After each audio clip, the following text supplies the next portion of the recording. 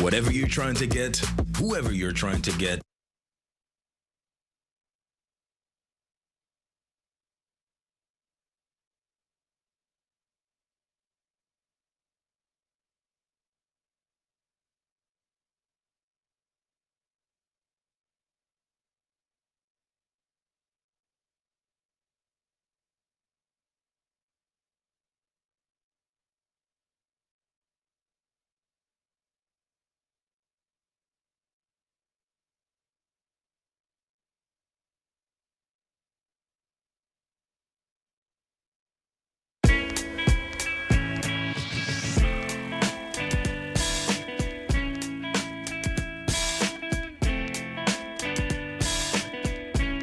Hello and welcome to the Raptors Show on the Sportsnet Radio Network. Make sure you find the Raptors Show wherever you listen to podcasts, and please rate and review the show. A reminder, we're streaming live on Sportsnet's YouTube channel and airing live on Sportsnet 360, Monday to Friday from 2 to 3 p.m. I'm your host, William Liu. I'm joined by producer and co-host Alex Wong.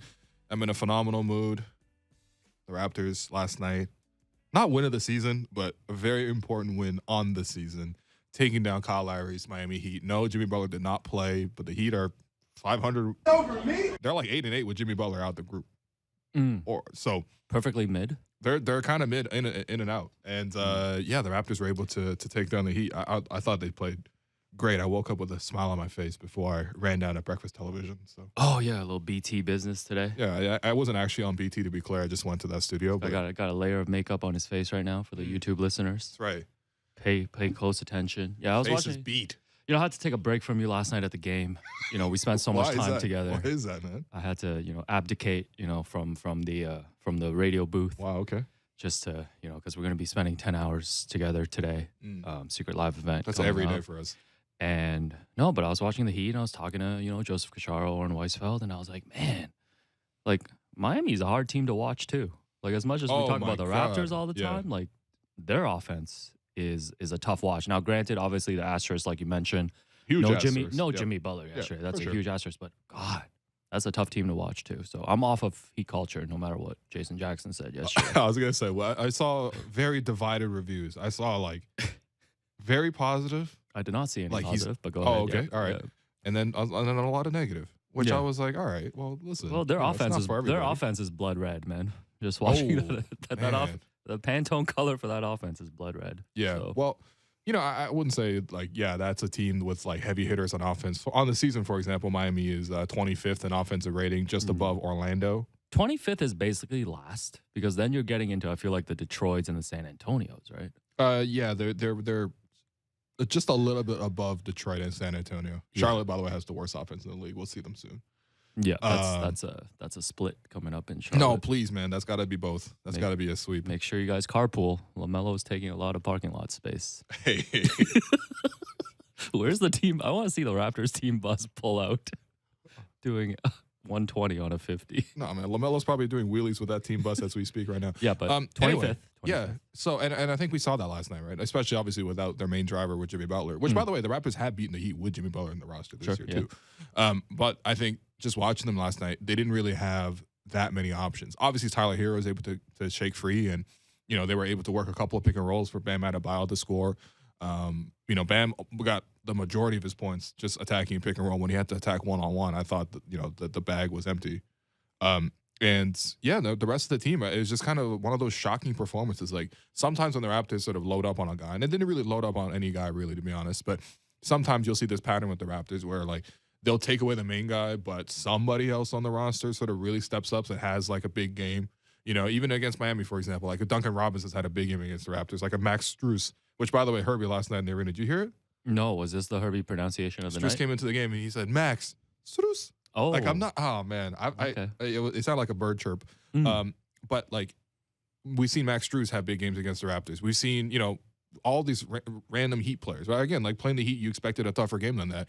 None of those other guys in the supporting staff stepped up. I mean, I'm looking at 3 for Kevin Love, 2 for Gabe Vincent, 7 for Victor Oladipo, 4 for Duncan Robinson, 7 for Cody Martin or Caleb Martin, 6 for Cody Zeller, 6 for Kyle Lowry, 3 for Strus. Like.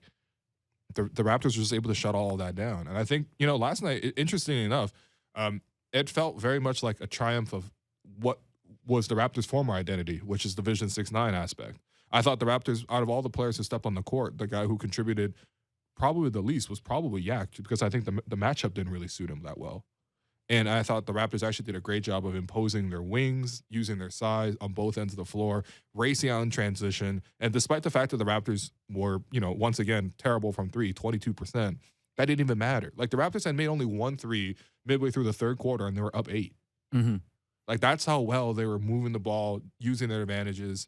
And Miami went to their tricky defenses, as you would expect, but it didn't matter. And in fact, actually, I thought the Raptors actually did a great job in terms of Nick Nurse preparing the team of, like, having them play against this zone that Miami's so good at playing. And the Raptors just picked them apart. It led to beautiful, beautiful offense, 32 assists last night for the Raptors. One of only 8 times all season the Raptors have 30-plus assists. Oh, no wonder it felt so rare seeing that performance. Yeah, it's about once in every, 10 games. Yeah. But yeah, it's still what happened. No, I think, the offense, like you mentioned, the ball was moving, and they were able to pull away in the second half there. And I thought Scotty really led the way. Yes, I thought Scotty absolutely. played an incredible game. I know he had a career high in points earlier this season, but I would say this is probably the best game that I've seen him play this season in terms of just, from start to finish, and really impressed with the career high 12 assists, no turnovers. And you can just see the impact from him from jump. And I know I keep saying that, but it's like that's one of the things that we've harped on throughout the season. It's like, let's see Scotty play a complete game instead of, showing up in a third quarter stretch, showing up only in the fourth quarter. And, if you're looking towards the future of this team, we talk so much about Pascal, OG, and Scotty like coexisting. Last night, all of them scored 20-plus points, and I thought it all came within the flow of the offense, which was such a refreshing thing to see from this team. Yeah, for sure. And since Yak has come to Toronto, we've seen a lot of games where the offense is dictated through the pick and roll with him and Fred, right? Like, for example, when they played Chicago, that was a big part of it. When they played Orlando and Fred had 15 assists and Yak had 30 points, that was a big part of it. When they played Denver, those 2 times, they were really looking to attack that spot in the group. This is a different style that the Raptors can play as well, right? This game, Fred and Yak were very rarely involved. In fact, Fred's biggest shots were out of the left corner and then the right corner, catching, shooting for threes, right? Getting set up by other guys. This game was so much about attacking through those 3 wings, right? The Heat were sending double teams. Anytime the Raptors fed the ball into the post for Scotty Barnes, for OJ Anunoby, and for Pascal Siakam, they were always loading up on those guys. And the Raptors did a great job of recognizing the double team, passing the ball out quickly, and then guys both knowing what spots to be in and which spots to get to. Like, there were so many great cuts throughout this game. Precious Achiuwa did a great job cutting through the lane in this game. But OG and Scotty, so many opportunities where they're able to drive, get into that middle of the floor, invite the pressure from the defense, and then release and find the next pass. And, of course, Pascal's been used to that all season because he's been one of the most heavily double-team players all season. But, like, that's something that this team was able to do, and that led to that beautiful tic-tac-toe assists. And you know what? I think the cool thing for this one is, like, typically when you think of the double teams coming, the ball spraying out, like, you're mostly thinking about guys catching and shooting from threes. And the Raptors actually moved the ball really well to get those open shots as well. They just weren't able to hit them as usual. But they were also able to sort of make that cut behind the defense. I think so many times when you think about a double team coming, right, the idea is you swing the ball out to the 3 and the guy just catches and shoots and it's an open shot. But the other option that you have, especially when you're sort of not necessarily being guarded, especially because Miami's playing zone, so they're guarding an area rather than sort of playing man-to-man. When that space is open, you can cut behind that defender, and all of a sudden you're at the rim with another outlet. And that's the nice thing, too, with the Raptors. Pascal, Scotty, and OG, and I thought OG last night did a great job of passing. Those 3 guys are all willing passers, and those guys, they're all talented passers, and they were all able to distribute the ball well. So it honestly was one of the, even though the Raptors' offensive efficiency in other games for sure been a lot higher than this, but I thought just aesthetically watching the game, it was a joy to watch because they got so many dunks out of it too, so much great teamwork. And yeah, I think, again, it depends on the matchup, right? Some matchups you're definitely going to want to play middle pick and roll against them, especially if you want to exploit their opposing center, for example. Obviously, Bam is a very good defender. So you're not going to necessarily look to attack them on purpose, but there's other ways that you can play through, and I thought the Raptors showed that. And yeah, I just wish, they did it more often, that's all. Yeah, it's all good. It's all good. 6 games left in the season. Here we go. Yeah, it's okay. It's never too late. Here we go. And the play-in coming. Yeah, but I wanted to ask you, too, look at a performance like that last night and seeing the Raptors able to play at this level. Like, has any point during this season, especially when the Raptors are playing up and down, have you ever questioned like whether, Scottie, Pascal, and OG, like the way that this lineup is constructed, could work long term? Like, has that ever been a thing that you've questioned? It's an evaluation process sort of throughout the whole entire season. I don't mean to sound like Masai, but like when you're watching all these games, and that is one of the central questions that you have all the time. Does this work? Right? Not necessarily does this work because on paper, these guys don't shoot well enough, blah, blah, blah, blah, blah. Like, does it work in terms of when you see the results and sort of how are they able to find ways to make each other better? And I felt last night was a great example of all three of those guys making each other better. I mean, to me, they were the three best players on the floor last night. Like, I understand that Tyler Hero was able to get a couple of shots off. You want to know why all three of those forwards scored 20 plus? Because they were all just posting up Tyler Hero. And the Heat had to bring a double, and the Raptors were able to bring a dunk afterwards. So to me, those are the three best players on the floor, and they helped each other, score in those ways. I thought that,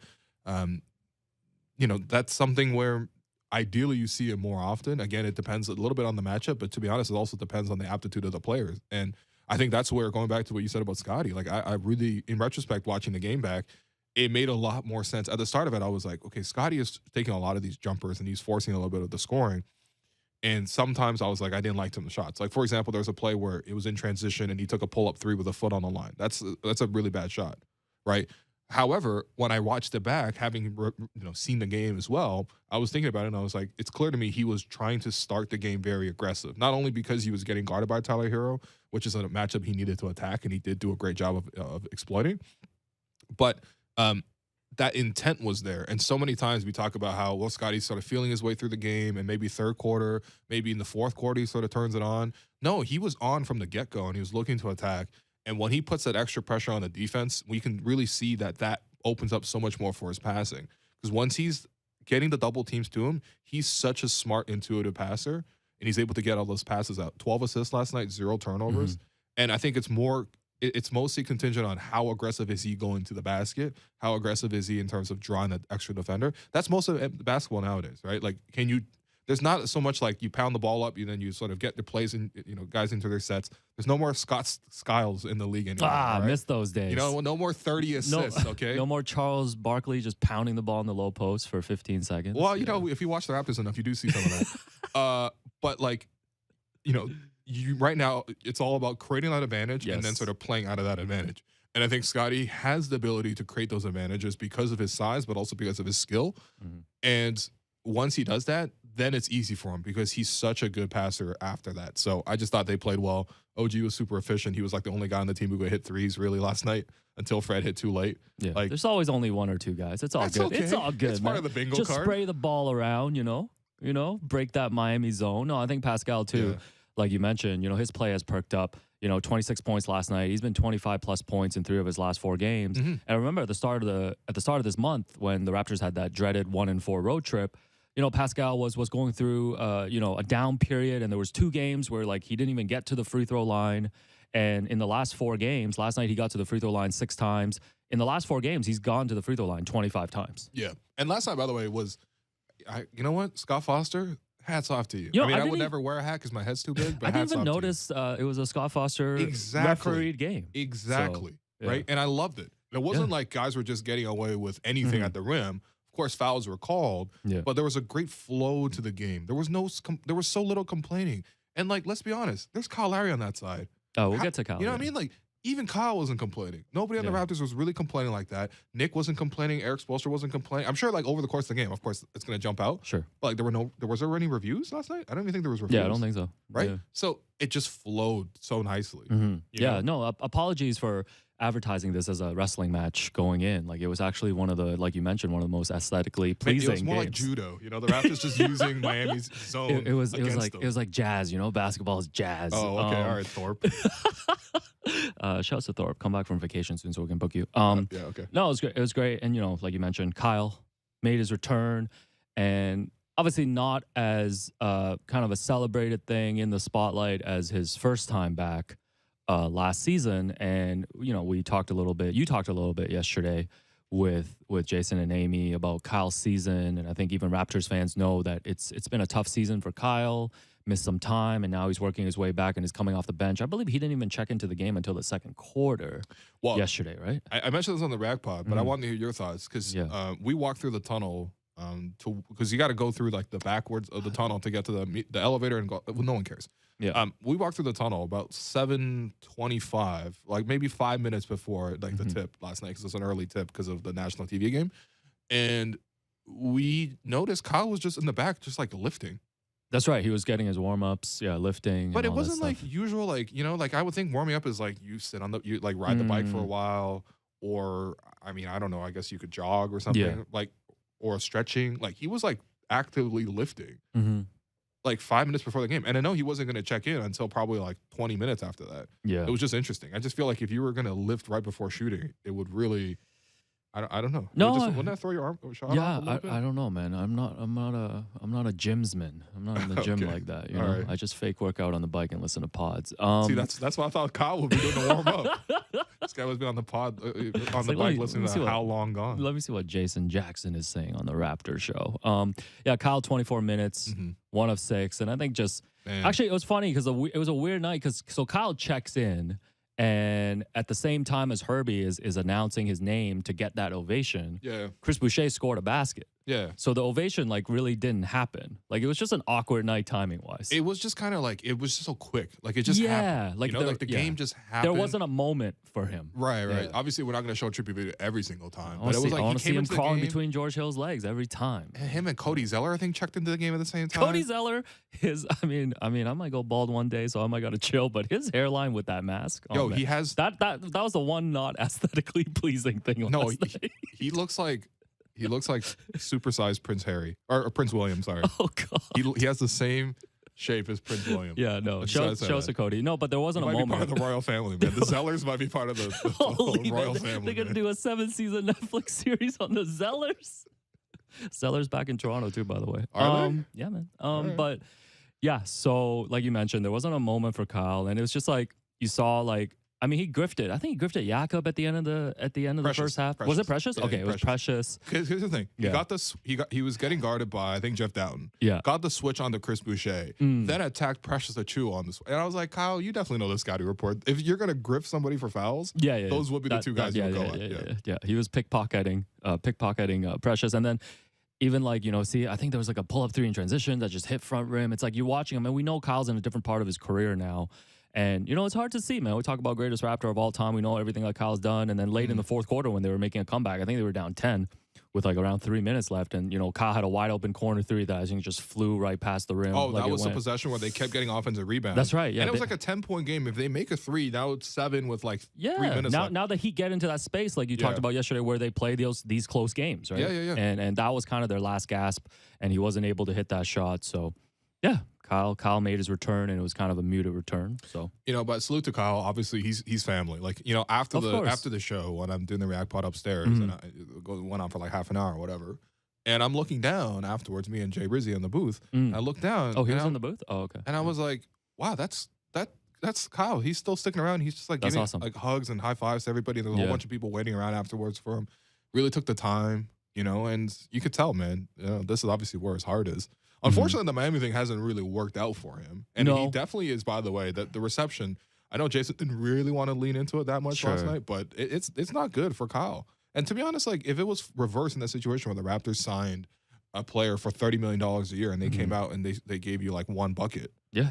Like people would be upset. Like you and I would be upset on this show, right? So like I understand Miami's like, disappointment in that sense. But again, I really do think that it should be put on the front office. Like, how are you going to sign a 35-year-old and give up your first-round pick in Precious, who, by the way, has always played well against Miami? But, like, ultimately, like, that's their decision. And they brought him in. If you're going to bring him in, you got to bring him just to be the floor general. We know that the scoring days are sort of beyond him. Yes, he can score, but that's more erratic. It's more about how he sets up the rest of the team and how he sort of gets them organized. And so... I don't know. I would say blame Pat Riley, really. Yeah, well, it's tough, too, because think you were posting a clip of Kyle's last game with the Raptors, and it was against the Lakers during the Tampa season. And what was he? Did he go for like 37 or something like that? Like he had a great game, and like he did 37 points, 11 assists against the Lakers. Pascal had 43 in that game as well. And the Raptors were able to. The Raptors were already out at that point. We were tanking. But Kyle had been sitting out. There was that rumor, you remember, where the Lakers were like, we're not willing to give up THT for Kyle Lowry. And I was like, yo, I will give.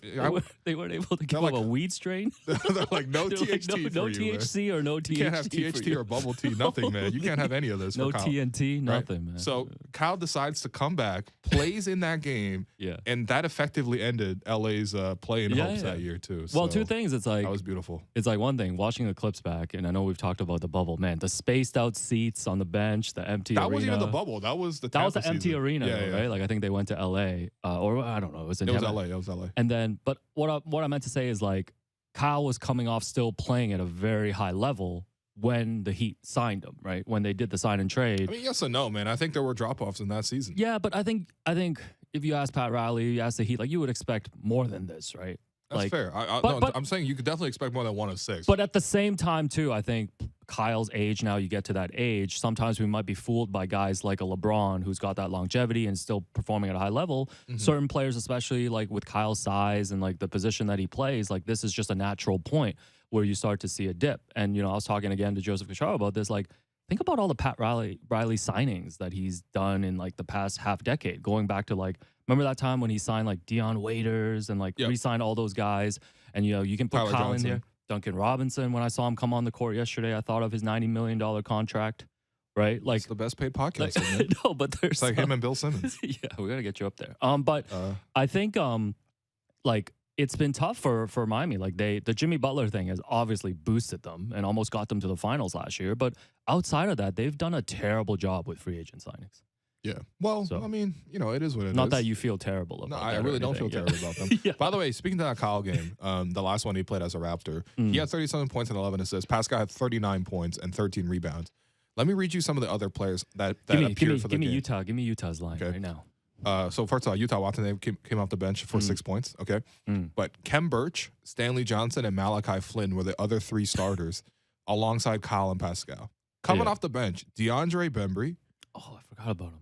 Freddie Gillespie, Utah Watanabe, Rodney Hood, and your boy, Jalen Harris. My boy, yeah, Rodney Hood. Oh, I forgot about Rodney Hood as well. He got hurt shortly after, right? Didn't he get hurt right after? He got hurt before. He got hurt after. Okay. I don't know. There was some Rodney Hood buzz for like 2 days. But yeah, that was the roster. That's wild. The Tampa rotation season was Kem, Stanley, Malachi, DeAndre, Gillespie, Utah, Hood, Harris. The Tampa season was tough, man. Man. That will never be revisited. I know they were tanking, but did they have to tank this hard? Oh, my God. Anyways. Oh, man. Yeah, so the Raptors, buried the lead, too. They finally hit 500. Hit 500. 38. That's correct. And 38. They did finish 3-1 on this homestand after that loss to Indiana. And now a 5-game road trip. This is a tough trip, man. Philly on Friday. 2 games in LaMelo's parking lot. Hey, and then 2 games in... You think it costs more for the parking than it does for the $1 tickets? Oh, definitely. If the price for coming is $1, then I feel like the parking should be free. They should send a chauffeur to your house to pick you up to go watch Nick Richards. Shouts to his family. Philly, Charlotte, Boston, and then they come home. Oh man, just 1 home game left. I'm sad, man. I'll be in the booth for that one. Milwaukee. Yeah, and then that's it. Yeah. That's it. I'm thinking 40 and 42. So I'm thinking they finished 2 and 4. 2 and 4. Only 2 and 4, eh? You don't think so? You think they can do better than that? I think they could do better than 2 and 4. Okay, so 3 and 3. 3 and 3 would be 3 and 3. I would be decently happy with. I guess. Well, it's tough. It's tough opposition, but at the same time, like I don't like Boston, for example. Like I was scoreboard watching yesterday because there was a chance that Cleveland could close out the Hawks. Yeah, Hawks won last night. Unfortunately, once Jared Allen doesn't play, the whole defense disappears. Even though they have generational defenders over there, apparently. Oh God. Just like last season, by the way. How funny how that works. Anyway, next Tim Duncan for sure does that.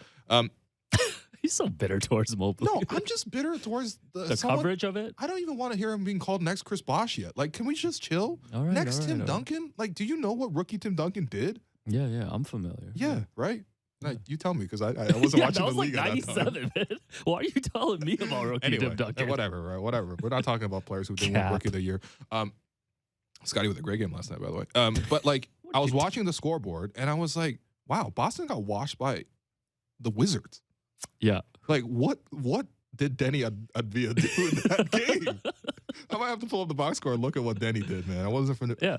But listen, these last 3 wins was over. Wow, Denny, 25, 10, and 5. Okay, sign him to a 5-year, 180 extension. 32 for Kristaps. Yeah, they're giving Kristaps a 5-year extension, apparently. So, I mean...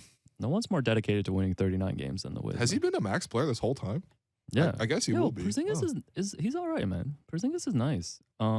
Anyways, like the last 3 wins was over shorthanded Detroit team. Was against, I don't even remember the next win. What was the win after that? Detroit, Washington, and then against Miami without Jimmy Butler. Okay. All I'm saying is the competition is getting tougher. I know they're playing well. I'm not taking that away from them. We'll have a real test on Friday then. Of course. Against Philly. I know James and Joel were out because it was against Jokic because he was too busy doing an interview with Shams. He got injured doing that interview with Shams, man. He pulled his groin during talking to Shams. God. He's like, I deserve MVP. Also, I'm not that's gonna be against the MVP. That's gonna be a tough game. All Hornet. How are you gonna say? No, listen. Like, okay. This would be like if Dylan Brooks and Draymond went on their whole rant and they talked about each other, and the next game Draymond's like, "Oh, I'm hurt." Like, this is Omar, calling out Marlo and then not being out on the streets. Yeah. Damn. So next interview. My name is my name. Other stuff, the Raptors hosted their annual Pride Night last night. That was awesome. It was cool yeah. to meet a few listeners who came to the game as part of a local queer basketball league before the game. We listened to the Raptors show, were able to catch up with them. Yeah, shout out to Squish. Yes. SQWISH. Yes, we know actually a few listeners who are part of that, which is super cool. And then Craig's Cookies, which I know we both love, was part of the festivities as well. Yes. Did Justine Jones from Raptors PR come around to hand out She did bless us with cookies. Bless us with some Craig's Cookies. Another funny story about Jay Rizzi that no one's going to really care about except maybe him. Yeah. He paid for those cookies and then saw that he got those for free. No, you don't. Which is only the second most funny story involving food with Jay Rizzi at the arena last night. The third one is he paid and then he made sure I knew that he tipped them 10%. So. Why would you gas? Why would you be excited about 10? I'm sorry. No, 10 is. You know what? I would keep 10 to myself. We need to take our JR conversations. We need to take them to JR is what we need to do. By the way, he's in the chat right now. Oh yeah, he's a salad king. He's also 10 meters away from us over there. Oh yeah, shouts to the salad king, man. And shouts to our colleague E last night. Yes, he was honored on the Jumbotron. It was his 1,000th broadcast game. And yesterday, JR was part of it, helping to, I think there was a surprise, like, Eric's son was able to leave a special message. He was on the Jumbotron. I saw Sportsnet 590 account post his call of the Raptors winning the championship. So congrats to E. No, that's real history, man. Mr. 12 1000 seasons is a long, long time. Yeah, no, shouts to that. And I was joking with you because, like, I know, you've been covering the Raptors for a bit and, the React Pod. 1,000 React Pods, assuming an 82-game regular season, no playoffs, that's around 12 seasons. So you're coming up on that. I don't think so. Really? No, When did you start doing the React Pod? 2016. Okay, never mind. We'll revisit this in 6 years. 2016. All right. So that's not that many seasons. Okay, so maybe 500. Yeah. Yeah. That's not a great milestone. 1,000 is better. People don't celebrate podcast milestones, by the way. Like, that's not a thing. Like, you're not going to be like, ooh, episode 1,000. Here's Gary Trent Sr.'s 10th appearance. I would, by the way, let's work on his third appearance of the season because all of them have been memorable. Here's Gary Trent Sr.'s third water that Will has gone down to the second floor to purchase for around 12 seasons. I also have in here, I was just wondering, you think Thad Young's going to get back into the rotation? Because, like, I checked, he hasn't played. He last played on that 1-4 road trip, 4 minutes against the Lakers on March 10th. And he's only played total of 4 games, 19 minutes in the month of March. You think there's a role? I mean, that game 82, depending on how it goes. Okay. Because Milwaukee's coming here, right? It's like a 1 p.m. game or something. Yeah, 1 p.m. game. If I'm just gonna go ahead and make a prediction, Giannis is not playing that game. He might not even travel. He might not travel. That's my point. Him, Brooke Lopez, Drew Holiday, Chris Middleton are not making the trip. Joe Ingles not making that trip. Name me their starting lineup right now for that game. I mean, that's most of it right there. No, like name me what their actual starting lineup will be. For that game? Yeah. Thanasis. Yeah. AJ Green. Wesley Matthews. Oh, he's still on the team. Okay. Javon Carter. Yep. Mismatched shoes. Yep. You're forgetting Bobby you're forgetting their big three. You think Grayson Allen's gonna sit? Grayson Allen, Joe Ingles. Joe Ingles will sit. I mean, he's older. Yeah. But okay. I mean, like but again, Thanasis Milwaukee is most likely the will have the #1 seed wrapped up. Yeah, they should. And again, the Raptors can really help their own case by beating the Celtics. They have 2 games against the Celtics. If the Raptors win one of those games, most likely that will mean 2 wins because then Milwaukee won't have any strong incentive to. Yeah, worst case scenario is the Celtics sweep the Raptors and somehow that final game against Milwaukee. By the way, I kind of really do love Game 82s in the league because you just have some very random things that happen. Like for example, like Solomon Alabi. That was, Ben Uzo's triple-double. That was a Game 82, right? Yeah. Last season, do you remember who played for the Raptors in Game 82?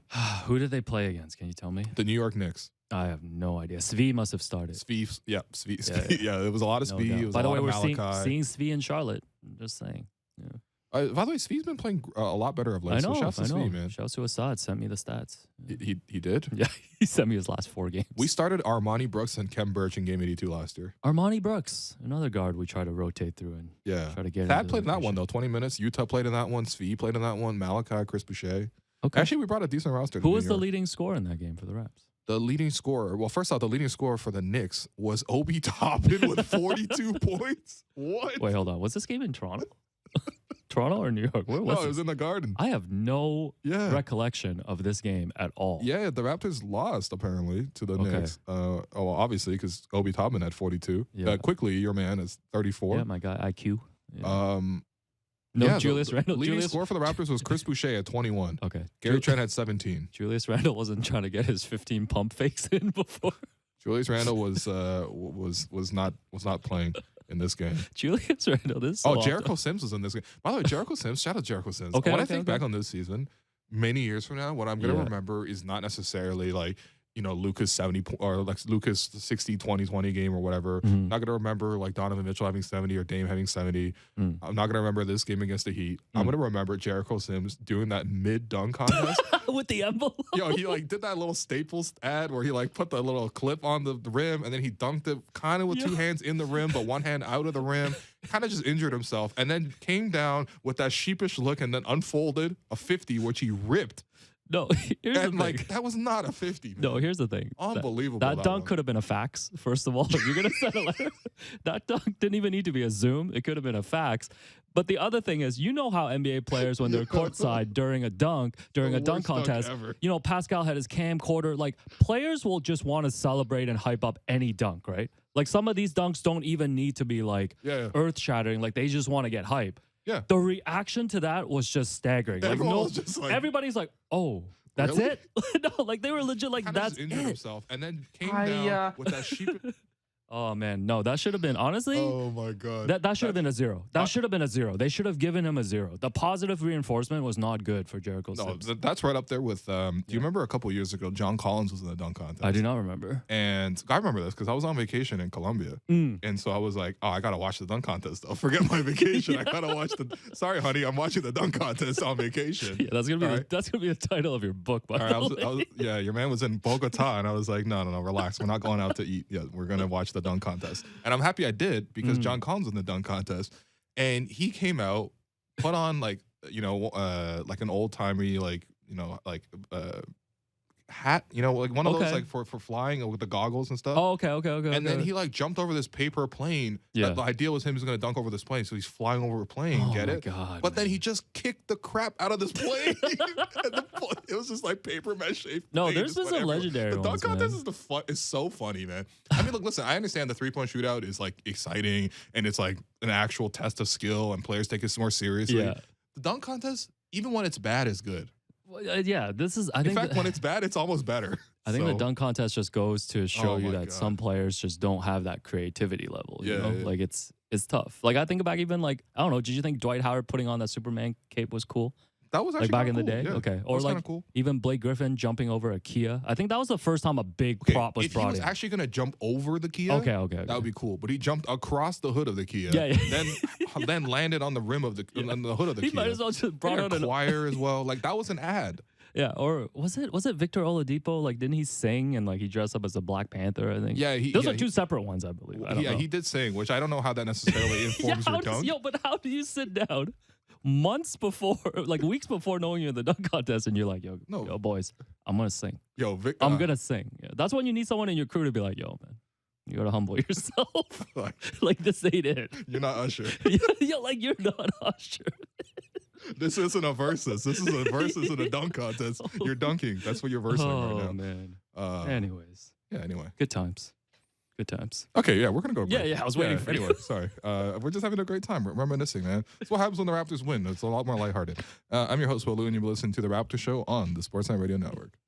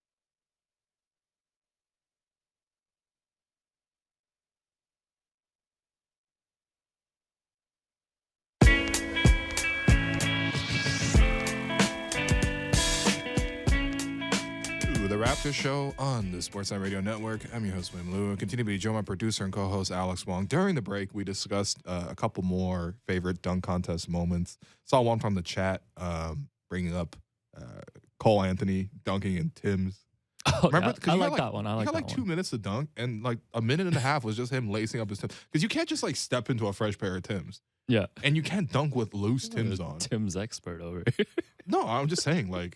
No, I agree. You know what I mean? So that dunk was all right. Yeah. But I also brought up the I wish Twitter was around when Darryl Armstrong, for people who don't remember this, he had like multiple attempts at dunking the ball, and he's like a regular size human. Like he's like you and I's height, basically. Right? He is short for an NBA player. For sure, right? He was trying to dunk the ball, and he just couldn't do it. And then finally he went in on his final attempt, and then he just did a reverse layup.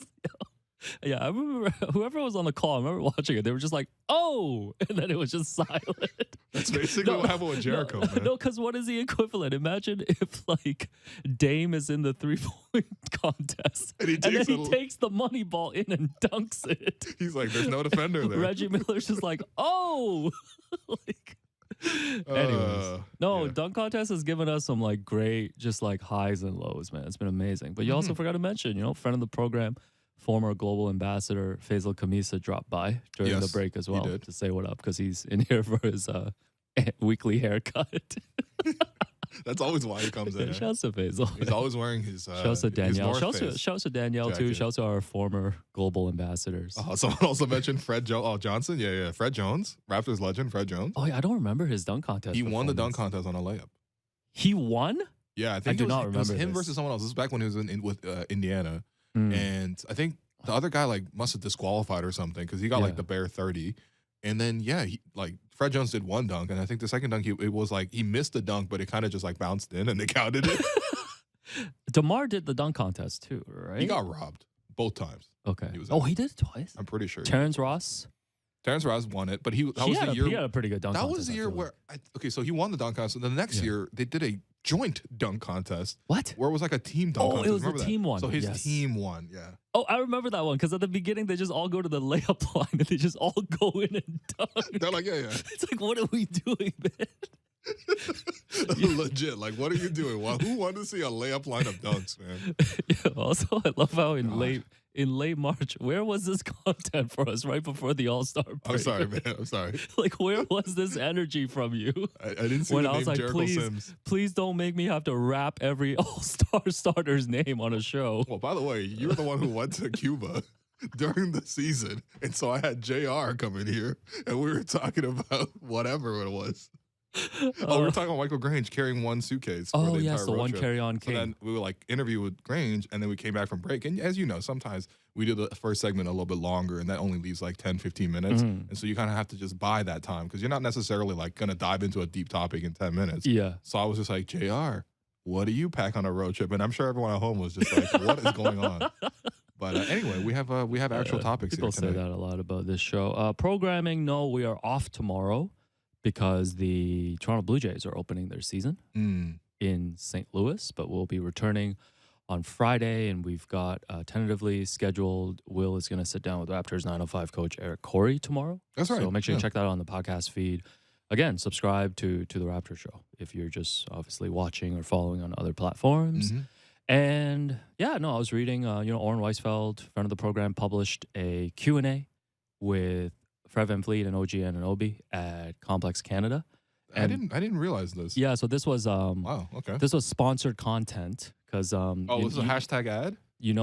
Because OG and Fred are in the Gillette commercial. Yes. So this was like part of the campaign. Team styled versus team shaved, I think. I thought it was I'll get to that for you. But it's very interesting because anytime OG, I think, says, actually answers in like full sentences, paragraphs and stuff. He's been doing better this year, man. Yeah, have you seen his recent interviews? But remember his interview with Michael Grange before the trade deadline? That Grange had to publish the whole transcript. Grange was like, hey, OG, there's reports that you're not happy here. He's like, what is happiness? It's a moment before you need more happiness. Yeah. Sorry, shouts out to was that Draper? Yeah, that was Draper. Man. Yeah, a bar. Oh, man. Yeah. So Anyways, OG also said he was misquoted in that article. Never seen someone get misquoted off 6 words. You can't get misquoted in a Q&A, There's got to be a quota, man. Like, you got to say at least 100 words to be misquoted. Anyways, yeah. One of the questions. So here's some of the hard-hitting questions. I picked out the highlights from the Oren Q&A. Wait, hold on. Before we do this, can I ask the questions in the Oren voice? No. Why not? I mean, it's your show. Yeah, so who am I you're to right, it's my show. Who am I'm I? pulling that on my You know card. what? Who am I to tell you? But my suggested advice is no. Okay, well, first one from Oren Weisfeld. Yep. OG, have you ever tried to grow out a beard? Your energy's wild today, man. Yeah. So he said, yeah, I've tried many times. It's not for me. It doesn't connect. It's spotty. It's just for me. But the better one, I'm going to cut off your Oren impersonation here, he was asked, do you ever wish you could grow a beard? OG. This is what Oren was down there asking? And he said, no, my game face right now comes from years of hard work, from growing my game physically, mentally, learning from my wins and losses. And this is my favorite. Maybe one day I'll want to choose another game face, but for now, I'm # team smooth. There's no way OG Anunoby said these words, man. This is what I want to know. No, you know what? I am questioning the transcription of a Q&A now because there's no way OG Anunoby said that. Maybe one day I'll choose another game face for myself. Yeah, but for no, now, I'm team smooth. No, I just want to know from Oren whether, send the audio over. Yeah, like, Oren, I'm gonna have to double that. check the transcription on that one. But no, it's cool. Like Fred and OG were also asked about their superstitions, like if they do anything. Oh, okay. Before the game, and Fred did say that he has a little ritual during the anthems, about 15 to 20 minutes before the game when he's quiet. He's gonna close his eyes and go through a little routine in his head about what he wants to do for the game. And he says that's something that he's been doing for the last couple of years. OG says he just tries to make his last shot in his warm-ups before heading to the dressing room. So, you have any routines at the arena? Not really. Besides BOGO? No, I'm kidding. Our routine is shaking hands with Zoe, the security guard. That's right. At the arena. Yeah, is he the head security guard? To me, he's the Don. Yeah, he's been there forever. Yeah, right? And he knows all the players and all that kind of stuff. Yeah, shouts to the actual head of security. But You'll see him, man. He looks like Nav, but 20 years into the future with glasses. Oh God, and the energy's wild. And we give him a firm handshake, and that's our thing. And I always tell him we need this win. Yeah, it doesn't matter if it's Detroit coming in on Tuesday or Miami coming in or whoever. We know that about you. We need this win. We know this. Right? So we the handshake started. I think I've told you this. Started before Game 7 against the Sixers. Really? And then Kawhi hit his shot. Yeah, because right before that game, I was like, we need a new routine. Yeah, we need to change. Let's the energy. do a handshake. Right. Like tonight's really important. I might not see you again for the summer. Like if we don't win this game, and then we started handshaking each other after that every game. So that's the origin story. That's pretty good. One of the things Fred and OG were also asked is what's something that they did in Toronto recently that they've enjoyed. Something about the city. In a big upset, Cactus Club was not mentioned. OG says during the summer he enjoyed walking on Spadina. That's it, though. The whole answer is I walked on Spadina, period. It was fun, period. Yeah.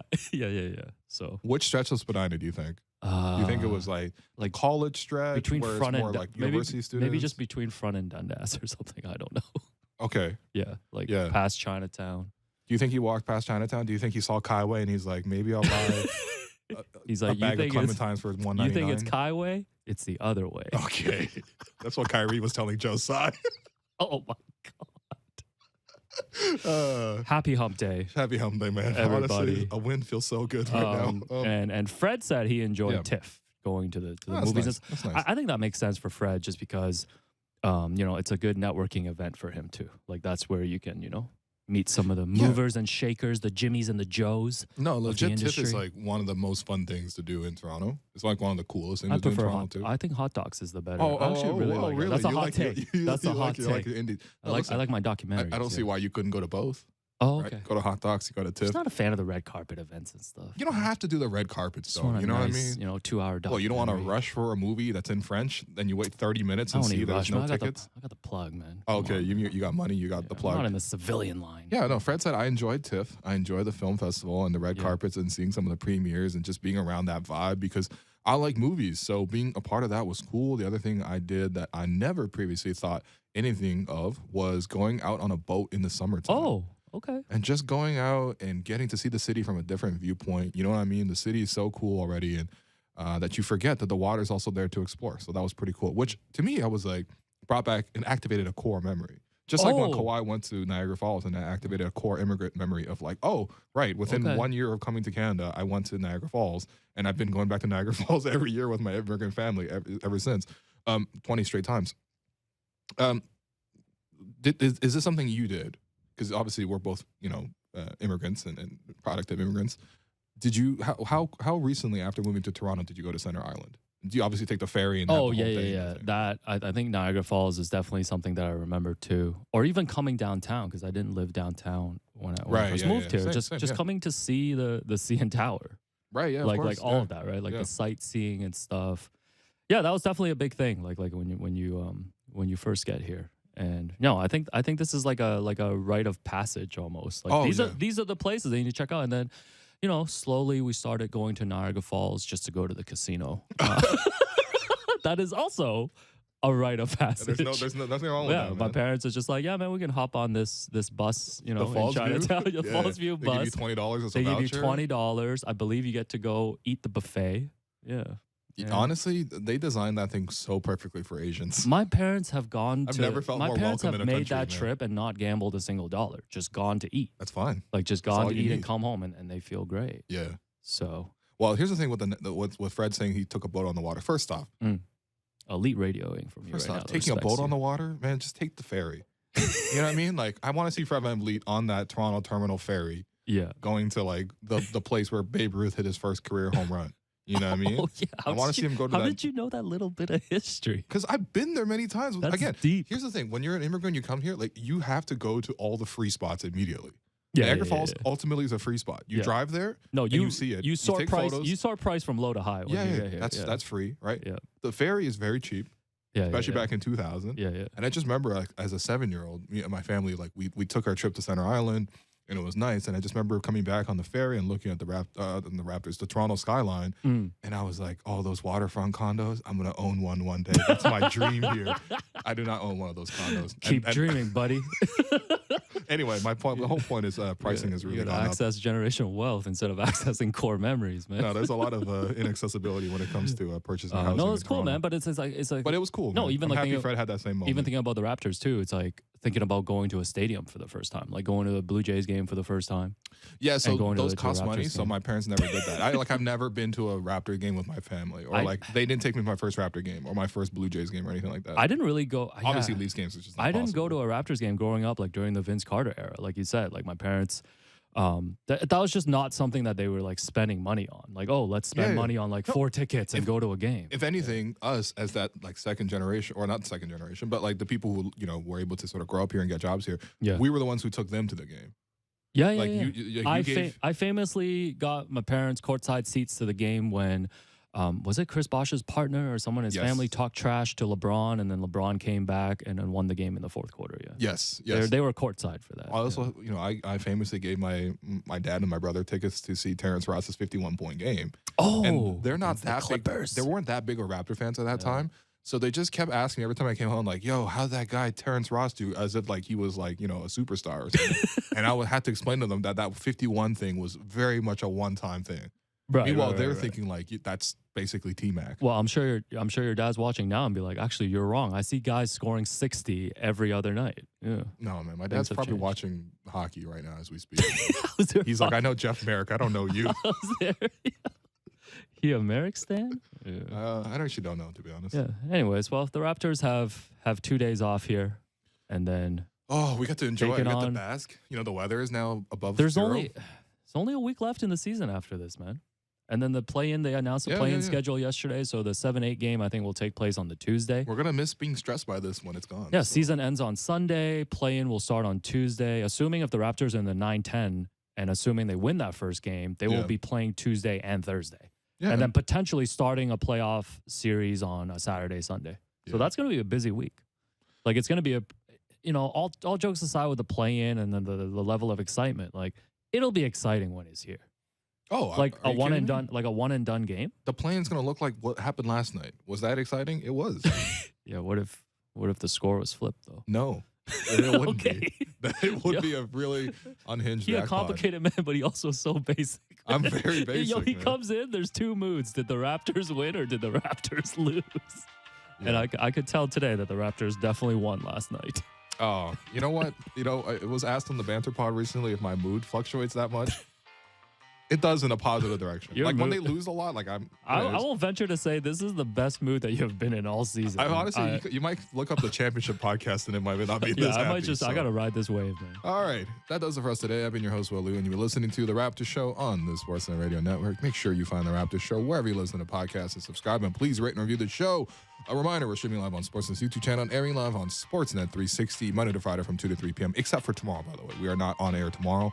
You can find an episode with Eric Curry instead. And thanks again to producer and co-host Alex Wong, our board producer Derek Brendel, and Jennifer Romick for helping us with the YouTube stream.